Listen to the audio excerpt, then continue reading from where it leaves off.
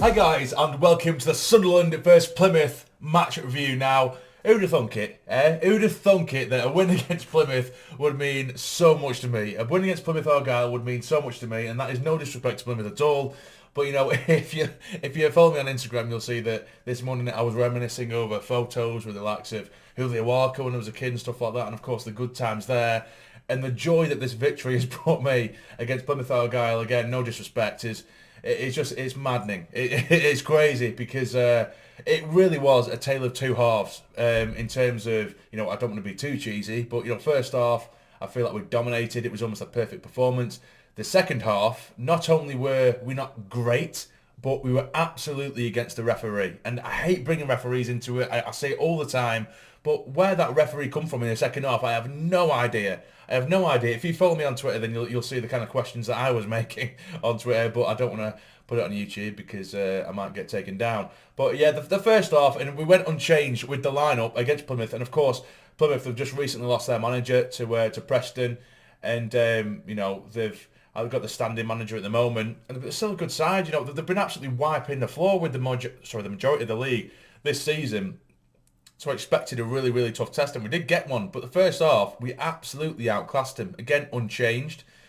But we did absolutely outclassed him. And the one, again, I did it in the last review as well. But the one thing I did have to say, and I'm going to have to say, is Dietrich, over the last 2 or 3 games, he has been an absolute revelation. How he's changed his, you know, changing performance and sort of personality towards the game, and the way he sort of pressed himself on the game anyway, imposed himself. It's almost staggering. He's a completely different player. Some huge things that I did sort of criticise him on a couple of weeks ago was not only his sort of decision making, but his physicality within the game as well. But there were so many times down that right hand side, particularly in the first half, where Plymouth players were hacking him. They were trying to bring him down. He was staying on his feet, and he was dragging past him and flying past him, even though they were literally wrestling him to the ground at times. And it was crazy to see. It was just the attitude of him seemed to have changed. I know some people have said, you know, he's maybe picked up a bit of a knock, and that's why his performance might have been poor. But I don't buy that. I just feel like he has had some kind of rocket up his arse, and I need to give it to Lee Johnson. He's brought it out of him. So I have to give that to Lee Johnson, as much as, you know, again, I've said in previous videos that I am, you know, I don't believe that Lee Johnson's a man to take us forward. And, you know, the more I say that, the better we keep on doing. So I think I should just keep saying LJ out for the remainder of the season. Hopefully we go up. You never know. But yeah, so getting into the game anyway, literally 3 minutes into the game, really, really well worked corner. It's put into the near post. Doyle does really well, takes one touch, he flicks it in at the near post, and it falls to Dhannoo around the penalty spot, and he puts it into the bottom left-hand corner. Perfect start. You know, the press is brilliant. The little triangles we're doing are fantastic. And the thing that I noticed as well, of course, against Morecambe, you didn't notice it as much.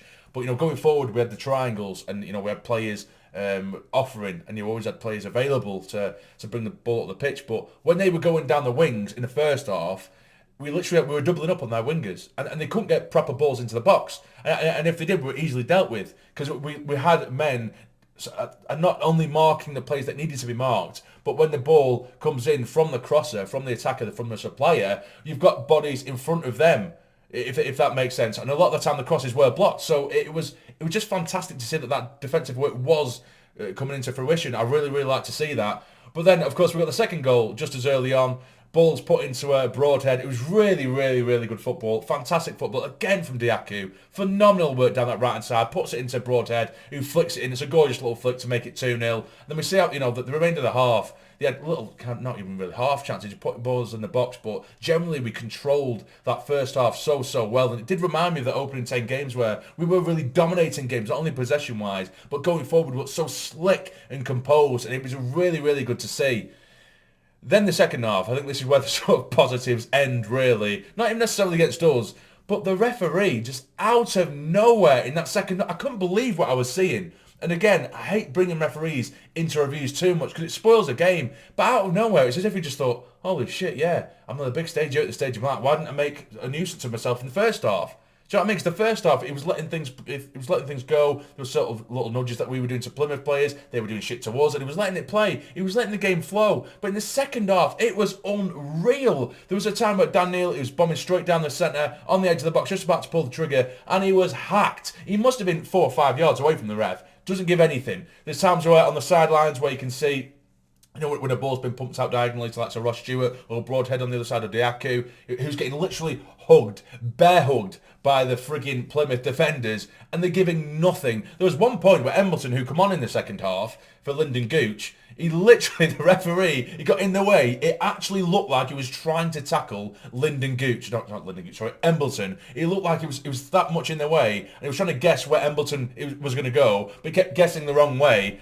So it looked like he was genuinely trying to tackle Embleton. Embleton had to do a pirouette. It was a gorgeous little pirouette / sort of roulette around the referee because he was getting in the way that much. And his decision making was utterly atrocious. They were hacking players down, and literally the tiniest things we were doing, we were getting booked for it. Ross Stewart was getting manhandled for the entirety of the 45 minutes of the second half. Nothing was ever given in our favour, and eventually they do get a goal back. And again, I'm not going to diss Plymouth too much because we're a good side. I expect them to give us a hard game, but the referee became their 12th man in the second half. It was absolutely fucking unreal. Never seen anything like it in my life. Ball comes in from a corner anyway, and it was poor defending. It was a very, very good ball. It was a dangerous ball. Maybe Hoffman should have made a sort of bigger presence of himself and maybe claimed it, but they get the nod in to make it 2-1, and it made it a really, really nervy end into the game because we couldn't do anything right in the ref's eyes. Lee Johnson got a booking, and you know, it really is outstanding that literally all Lee Johnson has to do is complain a little bit to the official, and he gets a booking. And I really don't blame him though. Sometimes I do think that he goes over the top when it's blatant decisions that get given against us. You know, where we have done sort of shit challenges and Lee Johnson just moaning for the sake of it. But it was fucking unreal. Utterly unreal. Some of the shit that Plymouth were getting away with, it was like the referee was trying his utter best in the second half to bring that game level or even into Plymouth's favour just in general. It was stupid. It was stupid. It was laughable at times. I could not believe what I was watching. But luckily, the lads, like I say, the performance, it was so heavily hindered by the referee, but at the same time, Plymouth did have their quality. They made it 2-1, but we had to defend for our lives because any kind of challenge against Plymouth, it was getting given to them. Anything that they did to us, it was just completely ignoring it. So we had to defend for our lives with the referee against us. They're putting balls in the box. There was shots that a couple of them, Hoffman made a couple of fantastic saves and we saw it out. And against Plymouth, like I say, a good side, it's a massive, massive 3 points. I said this before the game, a huge 3 points, and that leaves us in the league. I've just been staring at the league table for the last sort of 5-10 minutes of the game to make sure I was correct. But we're currently in third. We're 2 points behind Rotherham, who are top of the league. Wigan, I believe, drew today, so we're level on points with Wigan, who are in second, but they have a game in hand over us. But it just means that we're still back in there with a shout. So for me, before this game, I saw a lot of people saying that, Lee Johnson is turning the corner, because Lee Johnson, for me, he's known as Streaky Lee. When he gets into those streaks, he's very, very, or it's never really happened where he's got away from those streaks. And a lot of people have said that he's managed to turn the corner. We look a lot better now. The results have come. And when I look back at the results, yeah, we may have been unbeaten in 3 or 4 games, but we didn't play particularly well. The wins went against, really difficult sides. So I don't believe that he has really turned the corner. But today is a massive, massive shift in that direction. But now, next up, of course, in the league, we'll have a look at the next fixture. Ipswich away from home. That'll be a massive one. And if we get a result there, and when I say result, I mean win the game, I will happily say that Lee Johnson has turned a corner. And for the first time in his career, he's managed to turn the streak around. Because yes, you might say you've been a bit harsh, Joel, you've been a bit too stubborn there. But, our last sort of defeat in the league, when we did lose 3-0 to Sheff Wednesday, that was on the 2nd of November. But then we had, a defeat in the FA Cup. We had a defeat in the Papa John's Trophy. And then we did beat Ipswich. And it wasn't a great performance, but we still got the win, and I'll take that. Then, of course, we drew 1-1 to a 10-man Shrewsbury. We scraped the win against Cambridge away from home. We lost to Oldham in the Cup. We drew with Oxford, and now we obviously beat Morecambe 5-0 and Plymouth 2-1. So it's very easy to just kind of get away from the fact, of course, we haven't lost in a few games in the league, but there's been a lot of negatives in between that. So I think to get this massive, massive win against Plymouth, who are a big side in this league, they're a very, very good side in this league, so it's a massive, massive result. All credit to the lads today.